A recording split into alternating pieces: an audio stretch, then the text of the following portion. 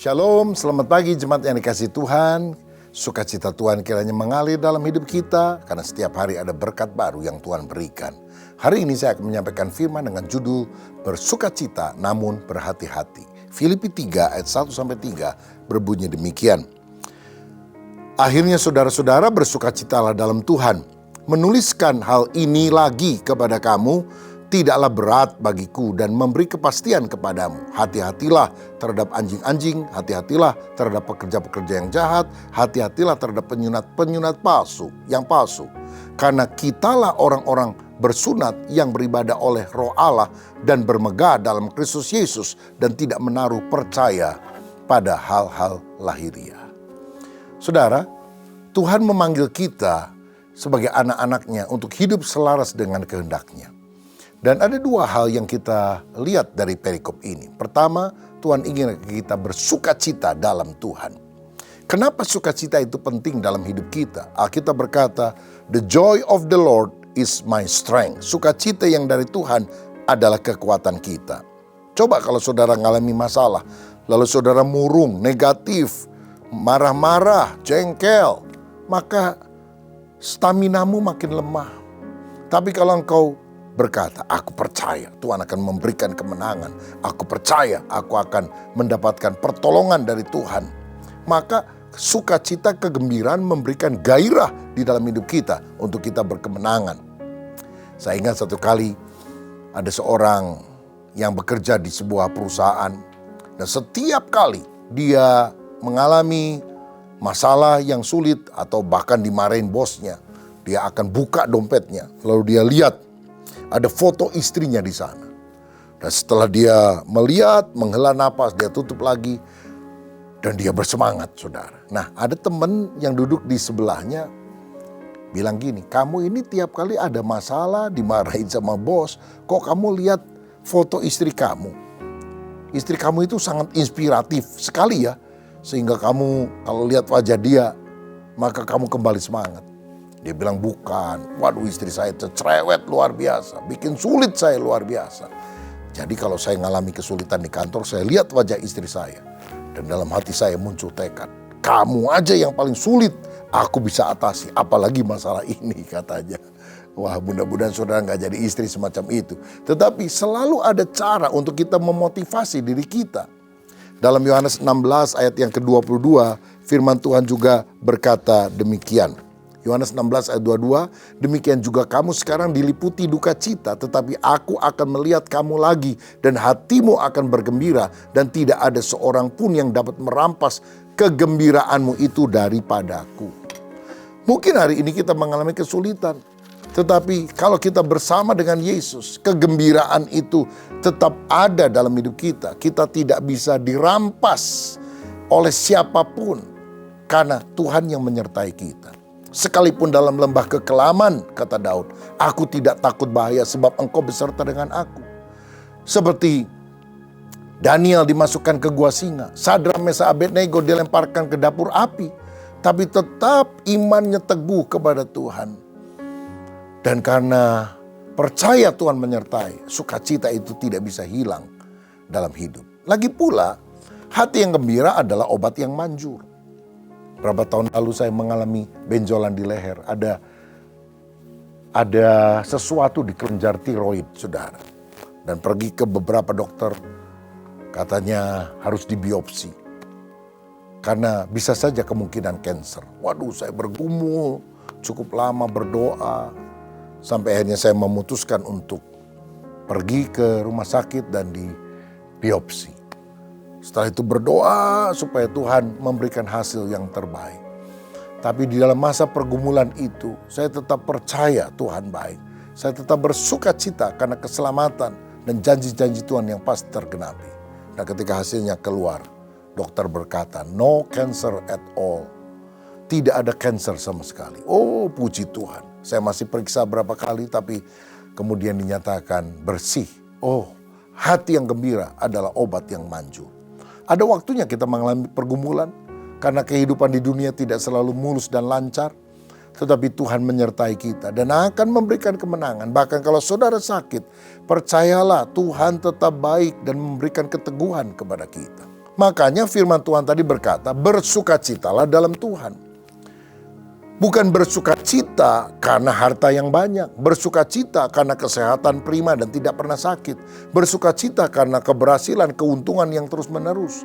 Tetapi bersukacita dalam Tuhan artinya kondisi apapun boleh terjadi, tetapi jika Tuhan beserta dengan saya akan tetap teguh. Kita bisa saja kehilangan orang-orang yang kita kasihi, barang-barang berharga yang kita sukai, tetapi kita tidak akan pernah kehilangan Kristus selama kita tetap berada di dalam Dia. Tidak ada yang bisa memisahkan kita dari kasih Kristus. Jika orang sungguh-sungguh hidup dalam Kristus, dia hidup dalam sukacita. Karena itu jangan suka marah-marah, jengkel, ngamuk-ngamuk. Karena buah roh adalah kasih, kemudian sukacita. Apakah ada buah roh di dalam kehidupan saudara? Biar hari ini menjadi hari yang penuh dengan sukacita. Tantangan boleh datang. Tapi engkau berkata, aku memilih tetap bersukacita. Bukan bersungut-sungut, bukan mengomel, bukan mengeluh. Karena Tuhan Yesus adalah Raja Damai dalam hidupku. Haleluya. Tetapi yang kedua, selain bersukacita, kita juga harus berhati-hati.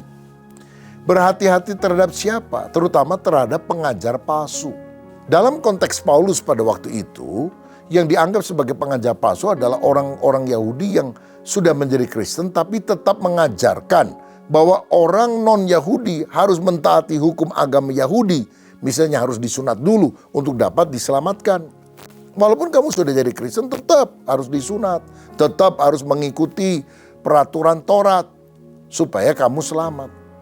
Nah saudara, dalam Kisah Rasul pasal 15 ayat 1 misalnya dikatakan, beberapa orang datang dari Yudea ke Antiokhia dan mengajarkan kepada saudara-saudara di situ, jikalau kamu tidak disunat menurut adat istiadat yang diwariskan oleh Musa, kamu tidak dapat diselamatkan.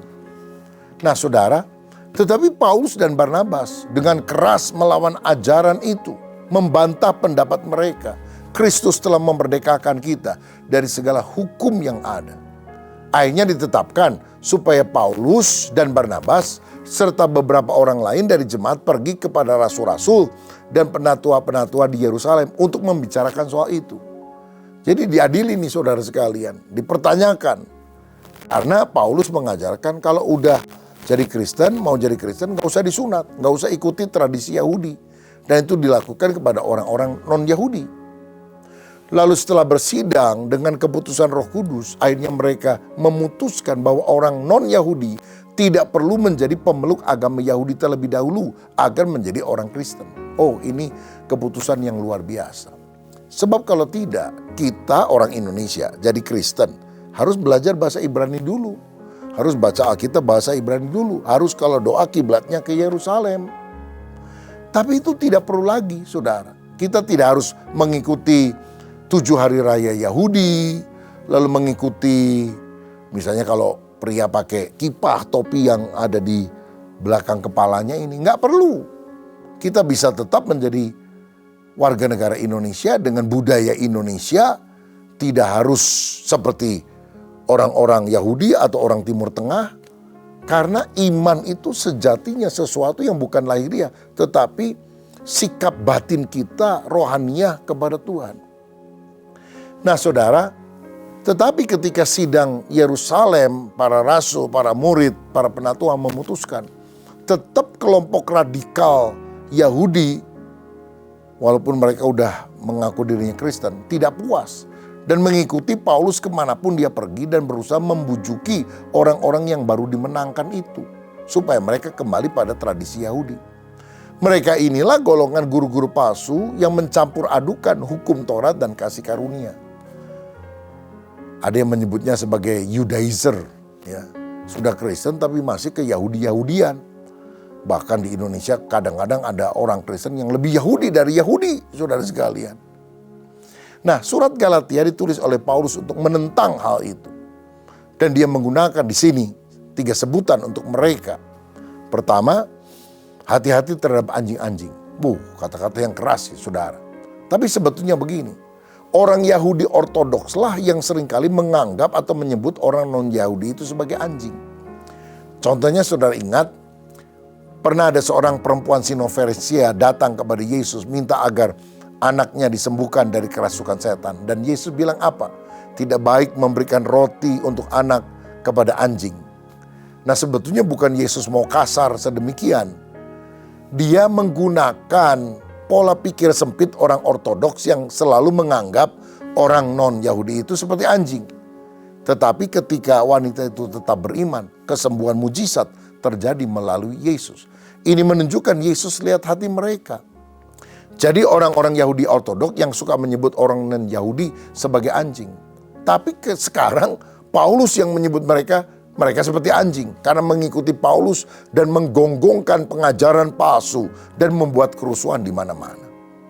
Yang kedua, mereka disebut sebagai pekerja jahat. Mereka aktif melayani tapi untuk menyesatkan orang. Sebetulnya orang selamat karena iman, bukan ditambah perbuatan baik. Kalau iman lalu plus perbuatan baik, ini merupakan hal yang jahat di mata Tuhan. Karena apa yang dilakukan oleh daging walaupun kelihatannya perbuatan baik, itu bukan pekerjaan roh dan hanya memuliakan pelaku. Agama membuat kita bangga dengan apa yang kita lakukan. Injil membuat kita bangga dengan apa yang Yesus lakukan.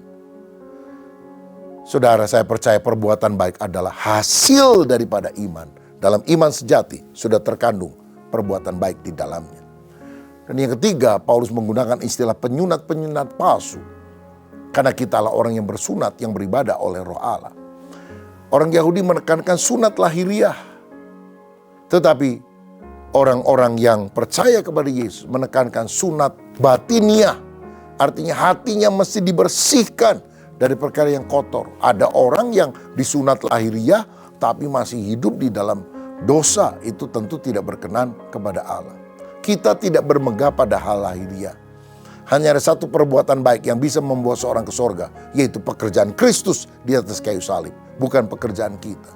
Makanya kita itu nyembah di dalam roh. Kalau doa nggak usah kiblatnya ke Yerusalem atau ke tempat yang lain.